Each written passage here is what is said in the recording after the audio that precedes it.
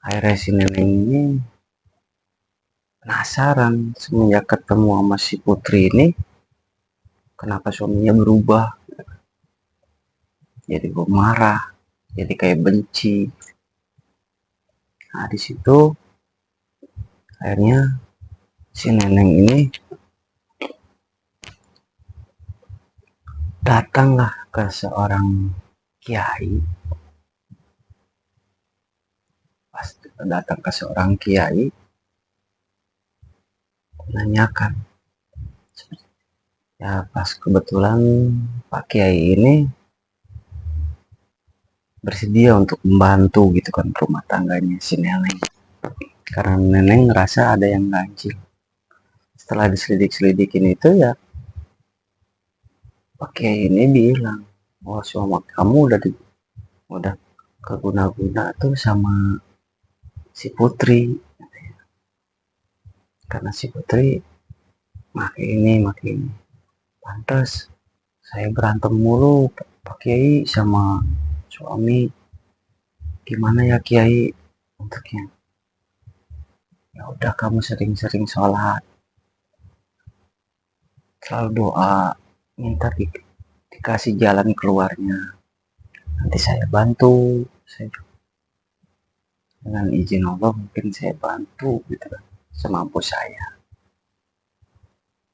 Akhirnya di suatu ketika si Neneng lihat Putri jalan bareng sama si Robi, nyamperin gitu kan, mergokin mereka berdua. Si Putri biasa aja, cuman gini-gini ya, santai. Si Neneng marah-marah, seperti bilangnya gitu, saya nggak nyangka ya Put, kamu kok tega begitu, ini keluarga saya loh. Putri cuma hanya senyum-senyum aja. Pas di situ si Robin malah yang marah, kamu ngapain kesini-sini, kan yang ngurus di rumah sana, ngapain sih? Bertengkar lah di situ. Akhirnya si nenek itu bilang, kamu milih dia apa saya?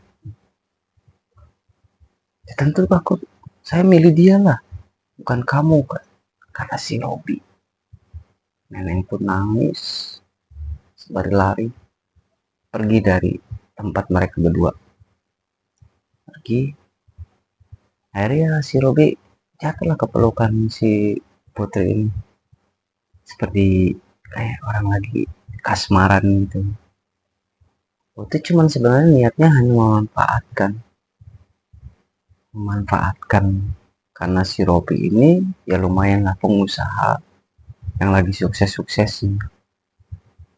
Sedikit demi sedikit ya habis gitu kan sama si Putri. Setelah habis,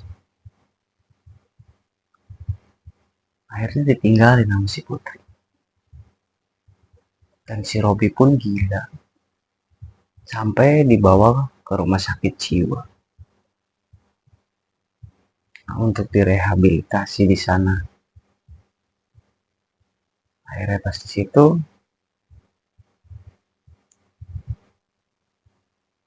Pak Jarot ini ternyata ada perjanjian dengan makhluk itu, karena dia awalnya memasang susuk si Putri itu dengan perjanjian itu untuk ngasih uang terus makanan, tapi Pak Jarot itu melanggar perjanjian itu. Akhirnya makhluk itu pun nuntut. Makhluk itu ya badannya berbulu, bertaring besar, tinggi banget.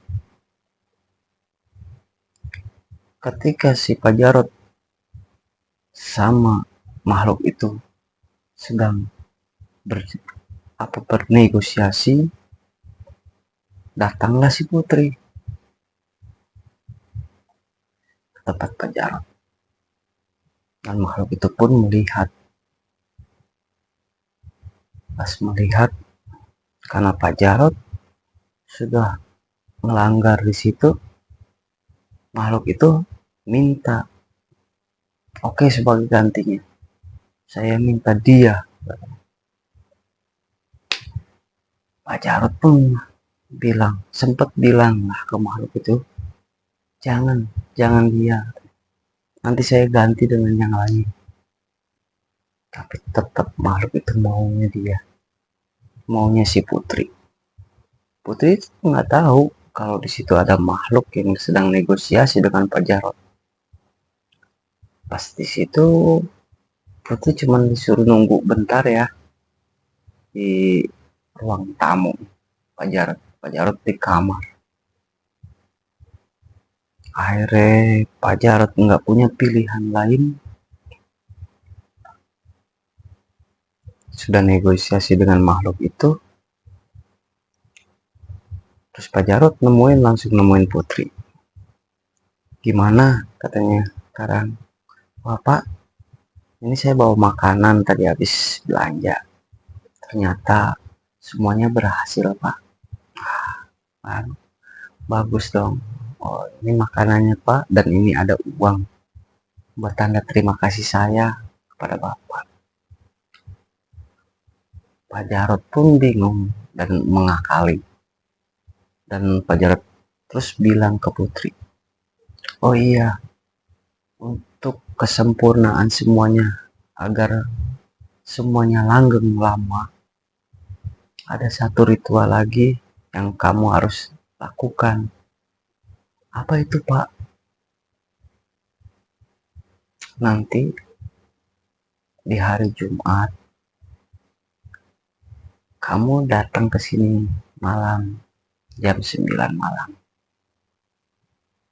Usahakan untuk datang, karena ini untuk penutup agar semuanya abadi, bilang. Akhirnya karena Putri ngerasa dengan adanya tusuk itu, apapun yang dia pengen ya semua dapat gitu. Nah, disitulah Putri bilang, oke Pak, di hari Jumat saya kesini lagi. Ya, oh ya udah, katanya. Akhirnya si Putri itu pamit pulang. Udah Pak, saya pulang dulu ya. Si Pak Jarod pun bilang, oh iya, terima kasih ya, katanya. Ya Pak, sama-sama. Akhirnya Putri pulang, dan makhluk itu pun yang tadinya ada di kamar tiba-tiba nggak ada. Setelah nggak ada, tepatnya jam 10 malam itu di rumah si Putri. Putri lagi mainan HP. Tiba-tiba makhluk itu datang ke situ, ke tempat Putri. Putri kaget dan berteriak, wah, katanya, wah, siapa kamu? Tapi dengan perwujudan itu ya cuman kayak manusia, nggak kelihat ada bulu-bulunya apa, cuman wanita, laki-laki gagah, cuman nggak pakai baju doang, nggak mengenakan celana. Dan makhluk itu pun bilang, saya diutus sama Pak Jarod untuk kesini, untuk penjaga kamu.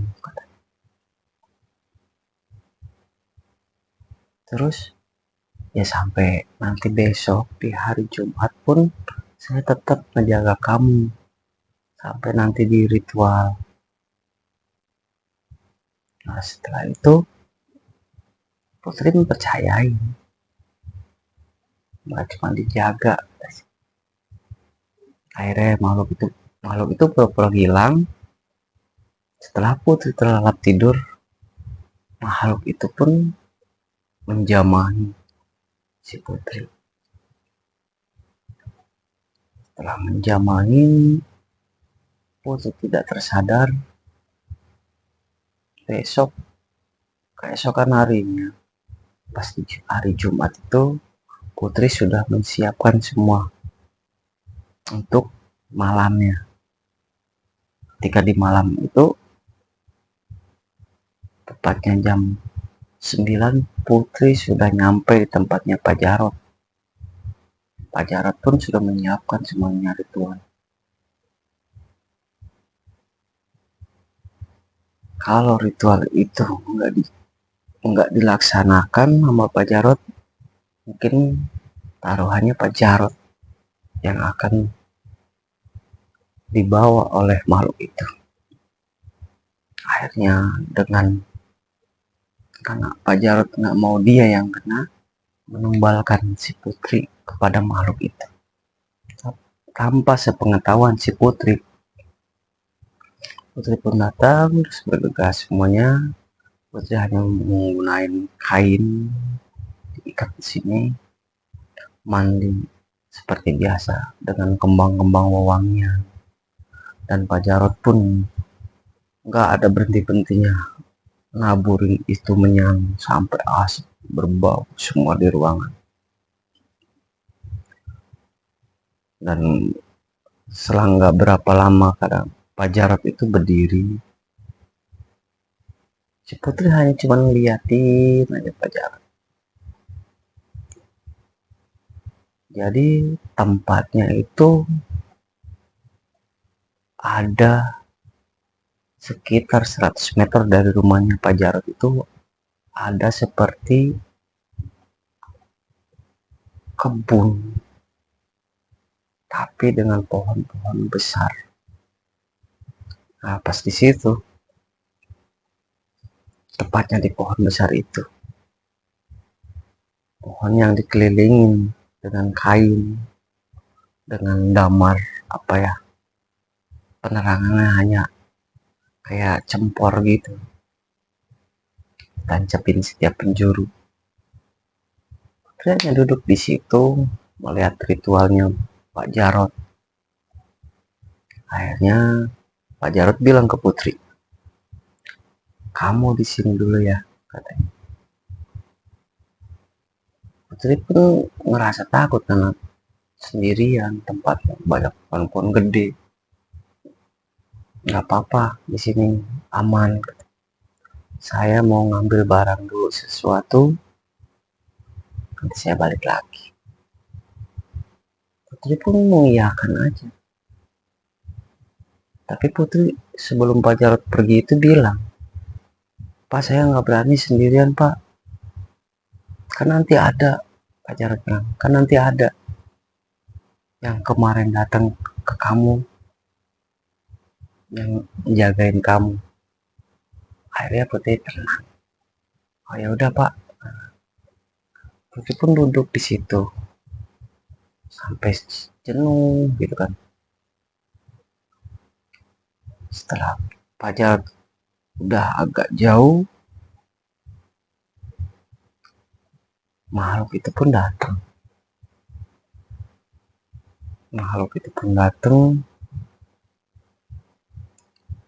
Dengan istilahnya badannya besar, berbulu, dengan taring yang besar. Putri teriak-teriak, sampai teriak ketakutan, sampai yang namanya bulu kuduknya itu merinding semua. Takutan, tapi nggak bisa kemana-mana. Dan makhluk itu pun bilang, "Hai kamu wanita, kamu sudah siap?" Si Putri bingung, siap apa? Akhirnya Putri pun tanya, kamu siapa? Dan apa maksud kamu siap? Saya sudah siap. Akhirnya makhluk itu pun bilang, kamu telah ditumbalkan oleh Pak Jarot untuk saya. Putri pun langsung pikirannya tuh kemana-mana. Kecewa. Dia lari, berusaha lari. Tapi makhluk itu langsung memegang tangan. tangan si Putri, peganglah tangan Putri. Sedikit demi sedikit itu badannya digerogotin sama makhluk itu. Setelah makhluk itu ngerogotin si Putri sampai nyawanya pun tak terselamatkan dan meninggal di tempat itu juga dengan luka-luka, cabikan-cabikan, dengan kain yang tadi nutupin robek-robek. Akhirnya di pagi harinya itu gempar bahwa ada penemuan mayat. Ya, si Mas Edi lah yang pertama kali nemuin mayat. Akhirnya Mas Edi bercerita meminta bantuan kepada warga bahwa dia ada mayat di area kebun dekat pohon besar. Warga pun berbondong-bondong nyatain dan tahu bahwa itu si Putri, dan meninggalnya itu mengenaskan. Selang nggak berapa lama cari tahu akhirnya Neneng lah yang menceritakan. Karena warga-warga situ taunya Pak Jarod itu ya orang baik. Terus juga banyak orang yang datang ke situ itu cuma sekedar silaturahmi, terus sharing gitu. Jadi nggak kelihatan bahwa dia itu dukun gitu. Si Neneng menceritakan, terus dan ada kiai itu pun membenarkan sebenarnya ulahnya ini. Akhirnya warga rame-rame masuk ke rumahnya Pak Jarod dan membakar semua rumahnya. Berikut Pak Jarod pun meninggal di tempat terbakar, terpanggang, karena Pak Jarod itu saat itu lagi tidur. Karena di situ meresahkan warga sekitar sampai memakan korban. Ya, pas semuanya terbakar rumah Pak Jarod dan Pak Jarodnya pun terbakar, seorang kiai itu melihat bahwa makhluk itu membawa Pak Jarod dan Putri itu ke pohon itu. Dan si Pak Jarod sama si Putri itu jadikan budaknya. Jadikan budak oleh makhluk itu. Dan penuh dengan bulu-bulu. Terus kakinya dipasangkan rantai, lehernya pun sama. Mirip, sebenarnya kayak mirip monyet juga gitu kan. Tapi ya nggak tahu lah itu monyet atau gondoruo gitu kan. Akhirnya di situ pakai itu mengumumkan ke warga, karena di situ diskusi, jangan sekali-kali untuk main ke dukun atau minta inilah, minta itu lewat orang pintar. Mintalah kepada Allah. Kejadian ini adalah sebagai pelajaran buat kita. Mereka dengan jelas menjadi budak makhluk itu. Akhirnya Si Neneng pun menjenguk suaminya. Ternyata suaminya sudah sembuh. Dan akhirnya si Neneng dengan si Robi itu suaminya rukun kembali seperti biasa lagi. Akhirnya si Mas Edi ini jarang lagi lewat dari perkebunan itu. Ya itulah teman-teman sedikit cerita dari Mas Edi di Wonosobo yang menceritakan kisah nyatanya melihat kejadian seperti itu. Ya, buat teman-teman, terima kasih yang selalu ngedukung channel ini. Dan terima kasih yang udah like, komen, dan share. Dan juga subscribe-nya.